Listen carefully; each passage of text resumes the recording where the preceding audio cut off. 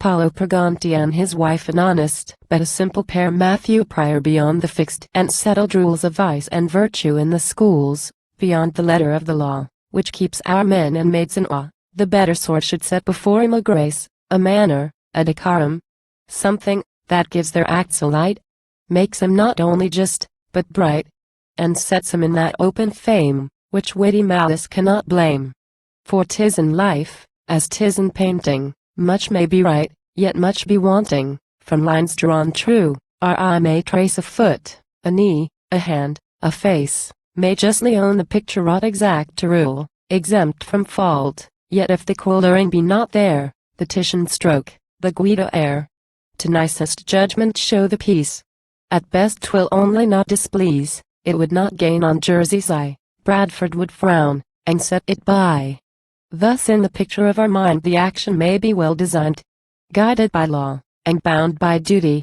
Yet want this je ne sais quoi of beauty, and though its error may be such, as nags and burges cannot hit, it yet may feel the nicer touch of Wycherley's or Congreve's wit. What is this talk? Replies a friend, and where will this dry moral end? The truth of what you hear laid down by some example should be shown. With all my heart, for once. Read on. An honest, but a simple pair, and 20 other I forbear, may serve to make this thesis clear. A doctor of great skill and fame, Paulo Purganti was his name, had a good, comely, virtuous wife. No woman led a better life. She to intrigues was even hard-hearted. She chuckled when abroad was carded, and thought the nation ne'er would thrive, till all the bunnies were burnt alive. On married men, that dare be bad, she thought no mercy should be had. They should be hanged, or starved, or flea'd, or served like Romish priests in Swede. In short, all lewdness she defied, and stiff was her parochial pride. Yet in an honest way, the dame was a great lover of that same, and could from Scripture take her cue, that husbands should give wives their due. Her prudence did so justly steer between the gay and the severe, that if in some regards she chose to curb poor Paulo too close, in others she relaxed again, and governed with a looser rein. Thus though she strictly did confine the doctor from excess of wine, with oysters, eggs, and vermicelli she let him almost burst his belly. Thus drying coffee was denied, but chocolate that lust supplied, and for tobacco who could bear it? Filthy concomitant of claret. Blessed revolution. One might see Aringo roots, and Bohea tea. She often sat the doctor's band, and stroked his beard, and squeezed his hand, kindly complained, that afternoon he went to pore on books too soon. She held it wholesomer by much, to rest a little on the couch. About his wasting bed o' nights she clung so close for fear of sprites. The doctor understood the call, but had not always wherewithal. The lion's skin too short, you know, as Plutarch's morals finally show, was lengthened by the fox's tail, and art supplies, where strength may fail. Unwilling then in arms to meet the enemy, he could not beat. He strove to lengthen the campaign, and save his forces by chicane. Fabius, the Roman chief, who thus by fair retreat grew Maximus, shows us, that all that warrior can do with force inferior, is contando.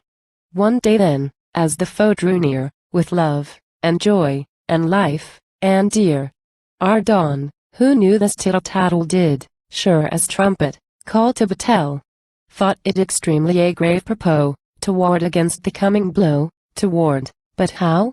There's the question, fierce the assault, unarmed the bastion.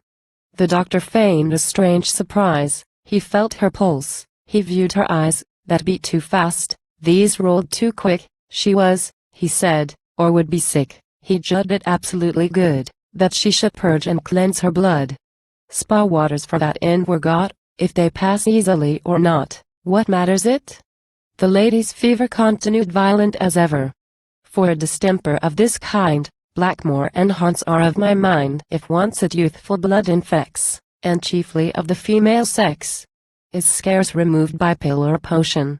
Whate'er might be our doctor's notion. One luckless night then, as in bed the doctor and the dame were laid, again this cruel fever came, high pulse, short breath, and blood in flame. What measures shall poor Paulo keep with madam, in this piteous taking? She, like Macbeth, has murdered sleep, and won't allow him rest, though waking. Sad state of matters. When we dare nor ask for peace, nor offer war, nor levy nor comments have shown, what in this juncture may be done. Grotius might own, that Paulo's case is harder, than any which he places amongst his belly and his paces. He strove, alas! But strove in vain, by dint of logic to maintain, that all the sex was born to grieve, down to her ladyship from Eve.